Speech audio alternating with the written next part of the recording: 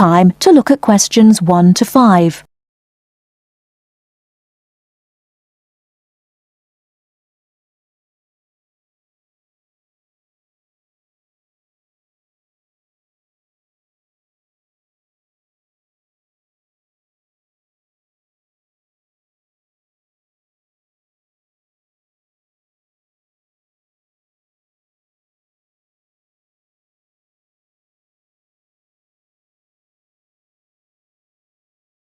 Now listen carefully and answer questions 1 to 5. Good morning, City College. Oh, good morning. I'm phoning about the photography course that you run. Well, actually, there are 3 courses. It depends on your level. One course is for beginners. The second is for people with a little experience. We call that the intermediate course. And the third is an advanced course for people who already know quite a lot about the subject. Oh, I see. Well, I'm quite a keen photographer, but at the moment it's just a hobby. I want to learn more so that I might be able to do some work professionally at some time. I think the intermediate course would be a bit easy for me. Perhaps the advanced course would be best. When does it start? The advanced course starts on September the 18th. OK, just let me note that down. The 18th of September. And how long does the course run for? It's a 12-week course, but there's a week off in the middle for half term. So you do 12 lessons over 13 weeks. So, what's the date that the course finishes? It finishes on the 14th of December. The 14th. OK. That's quite near Christmas, isn't it? Before you hear the rest of the conversation, you have some time to look at questions 6 to 10.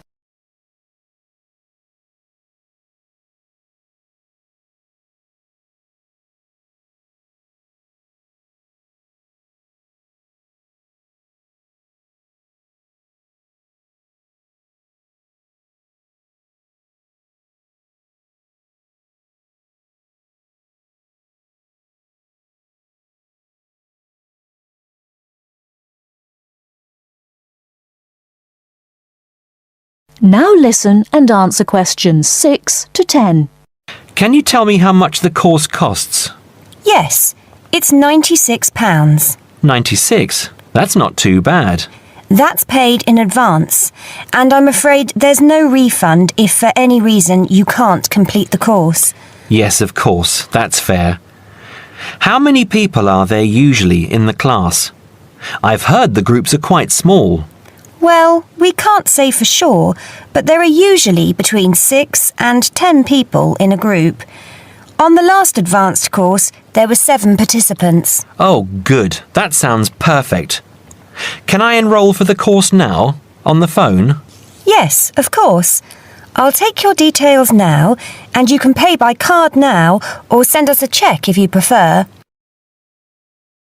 So, first of all, what's your name? It's Graham Merton. That's M-E-R-T-O-N. And your address? Flat 3, 109 Chelsea Court. That's in Oxford. OK. And how old are you? We like to know more or less the age of each group. I'm 28. OK, Graham. We'll send confirmation and some course information in the post. Now, how would you like to pay? I'll pay with my card now. OK, if you can... That is the end of part 1. You now have half a minute to check your answers.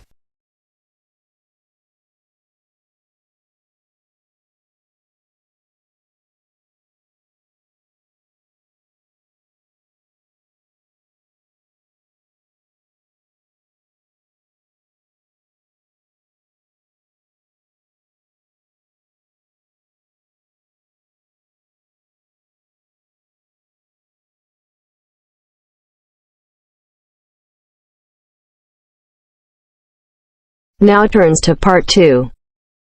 Part 2. You will hear a student called Sarah talking to her college tutor about some research she has to do as part of her course. First, you have some time to look at questions 11 to 17.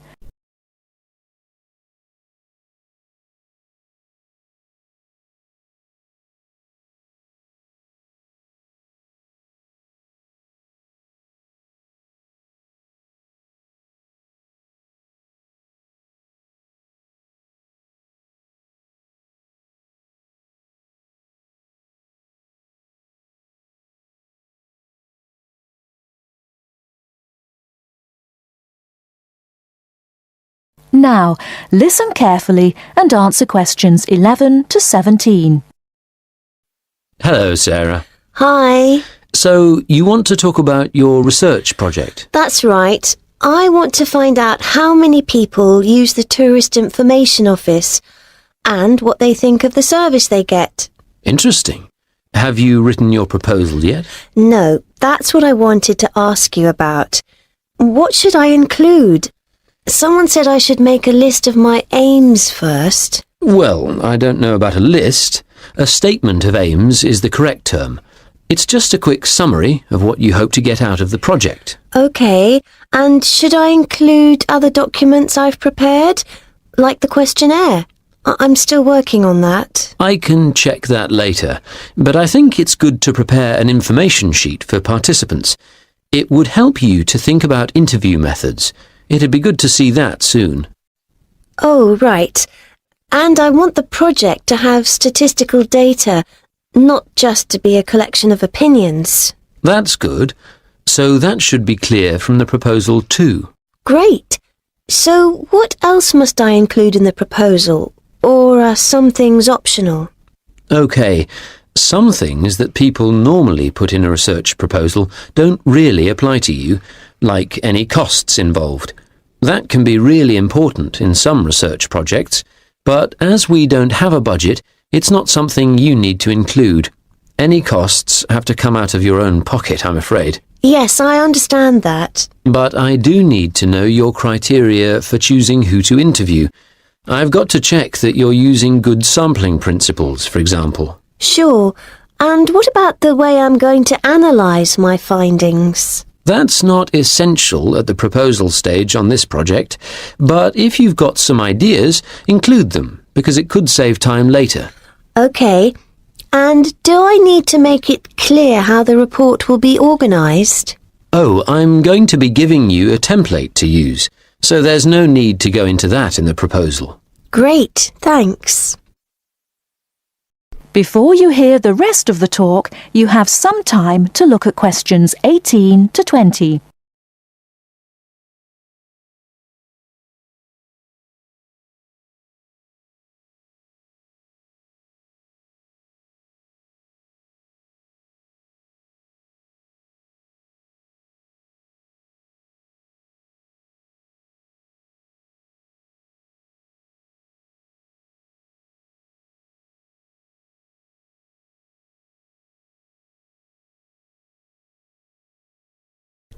Now listen and answer questions 18 to 20.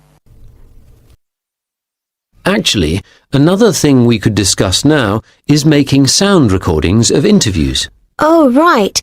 Do I have to record them all? I could try to get as many as possible, but it'd be rather expensive. Yes, don't worry.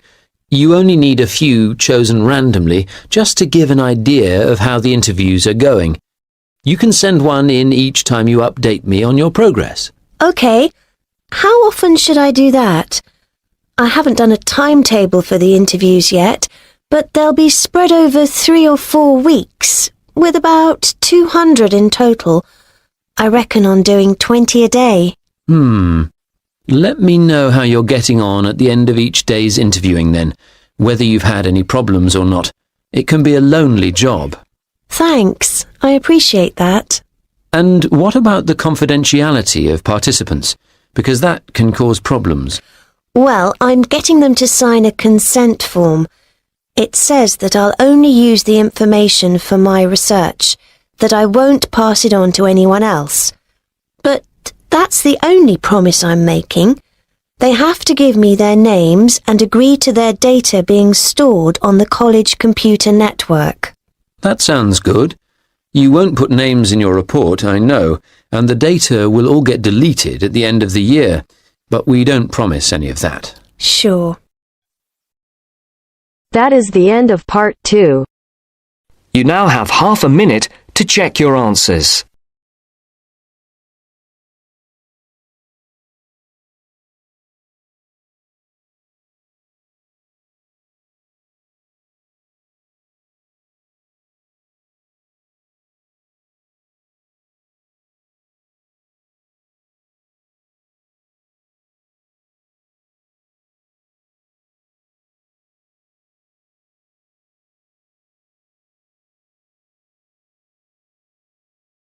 Now turns to Part 3.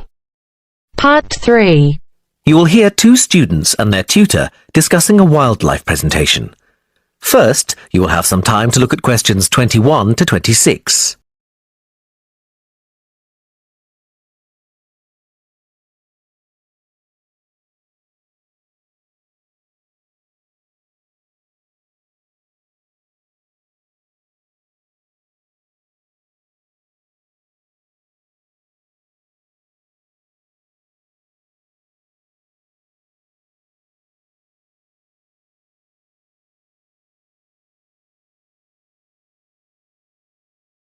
Now listen carefully and answer questions 21 to 26.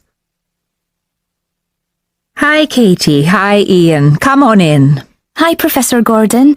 We wanted to talk to you about our wildlife presentation next week. Have you decided how to organise it? Yes, Professor.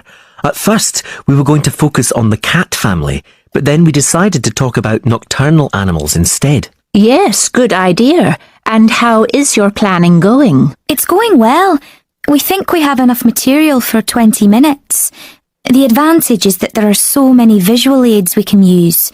We found lots on the internet which we think will be really interesting for people. The problem is that this topic has been hard to narrow down. If anything, we've got too much information for just 20 minutes. How do you think we could narrow it down further? It is a broad subject. There are a few ways you could do it, but I'd recommend just looking at a representative sample of nocturnal animals, just 4 or 5. Yes, and maybe we could choose one animal from each continent, or a land creature, a marine creature, and a winged animal. I like the idea of separating it by different types of animals, and if we limit the detail, we'll definitely have enough time. But don't limit the detail too much. Also, think how you're going to interest the audience. Well, we're going to have a picture for each animal so we can talk through the picture. That's a nice idea, but don't limit yourself to pictures. If you can find any clips of the animals, use them. Showing brief video clips can keep an audience interested. I'll look on the internet tonight. And think of questions to ask your audience. People like to be involved. Yes, that's a great idea. Anyway, Professor, we've been practicing our presentation and we'd like to show you a small section. Is that okay? Well, we just have a couple of minutes left, but go ahead. Before you hear the rest of the conversation, you have some time to look at questions 27 to 30.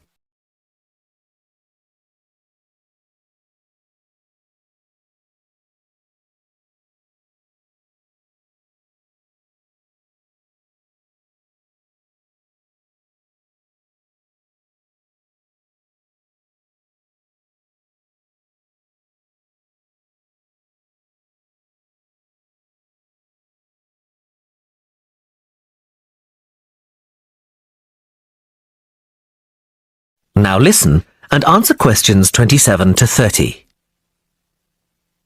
Well, we were thinking of presenting each animal with a picture and describing their physical characteristics. Okay, but not in too much detail. That's just background information.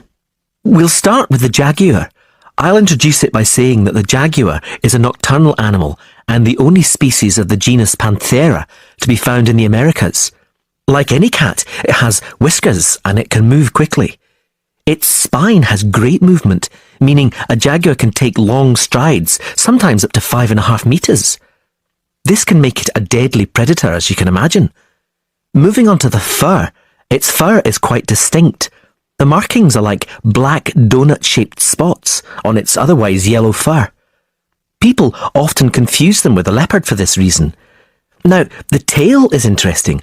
Although people think that the tail has stripes on it, the fur on the tail actually is similar to the body, with black circles around the lower section.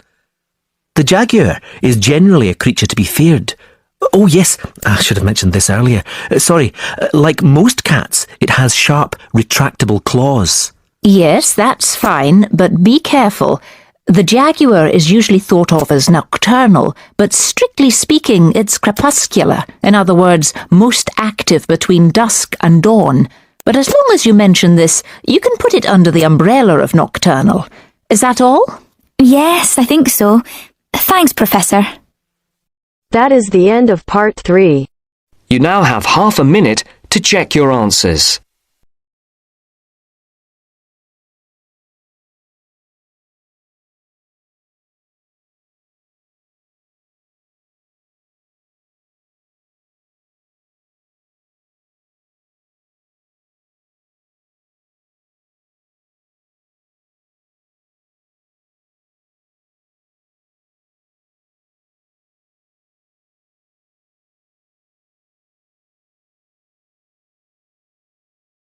Now turns to part 4. Part 4. Hear a talk given by Don Parker, an expert on computer security, about the computer criminals. First, you will have some time to look at the Questions 31 to 40.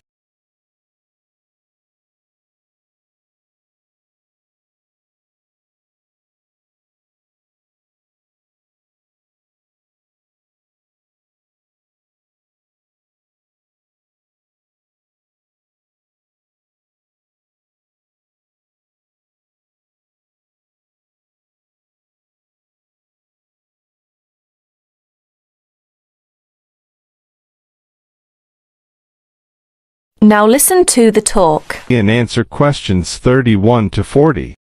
Hi there. As an expert on computer security, my job is to oversee and analyse the phenomenon in computer users. Computer has been commonplace in our daily life, make our life and work efficiently and lively. However, with the development of the computer technology, computer crime has come to arise more people's attention. Now, in respect of this topic, I will present some of my view and studies. What kinds of people are perpetrating most of the information technology crime? According to my research, over 80% may be employees. The rest are outside users, hackers and crackers and professional criminals. It is amazing that employees amount for this large portion. Let us see them in detail. Employees. Employees are those with the skills, the knowledge, and the access to do bad things.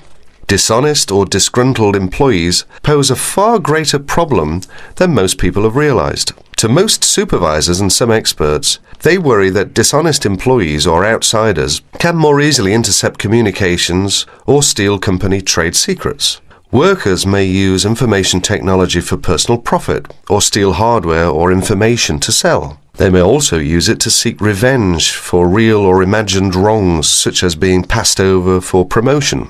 Sometimes they may use the technology simply to demonstrate to themselves that they have the power over people. This may have been the case with a Georgia printing company employee convicted of sabotaging the firm's computer system. As files mysteriously disappeared and the system randomly crashed, other workers became so frustrated and enraged that they quit. Outside users. Suppliers and clients may also gain access to companies' information technology and use it to commit crime. With both, this becomes more a possibility as electronic connections, such as electronic data interchange systems, become commonplace. Hackers and crackers. What are hackers? Hackers are people who gain unauthorized access to computer or telecommunications systems for the challenge or even the principle of it. Crackers also gain unauthorized access to information technology, but do so for malicious purposes. Crackers attempt to break into computers and deliberately obtain information for financial gain, to shut down hardware, pirate software, or destroy data. The tolerance for hackers as the benign explorer has decreased. Most communication systems administrators view any kind of unauthorized access as a threat, and they pursue the offenders vigorously. And educators also try to point out to students that university cannot provide an education for everybody if hacking continues. Professional criminals. Members of organized crime rings don't just steal information technology, they use it in a legal way as a business tool, but for illegal purposes. For instance, databases can be used to keep track of illegal gambling debts and stolen goods. Drug dealers have used pages as link to customers. Microcomputers, scanners, and printers can be used to forge checks, immigration papers, passports, and driver's licenses. Telecommunications can be used to transfer funds illegally. As information technology crime has become more sophisticated, in 1988, After the last widespread internet break-in, the US Department created the Computer Emergency Response Team, or CERT. Although it has no power to arrest or prosecute, CERT provides round-the-clock international information and security-related support services to users of the Internet. Whenever it gets a report of an electronic snooper, whether on the Internet or on a corporate email system, CERT stands ready to lend assistance. It counsels the party under attack, helps them thwart the intruder, and evaluates the system afterwards to protect against future break-ins. That is the end of part 4. You now have half a minute to check your answers.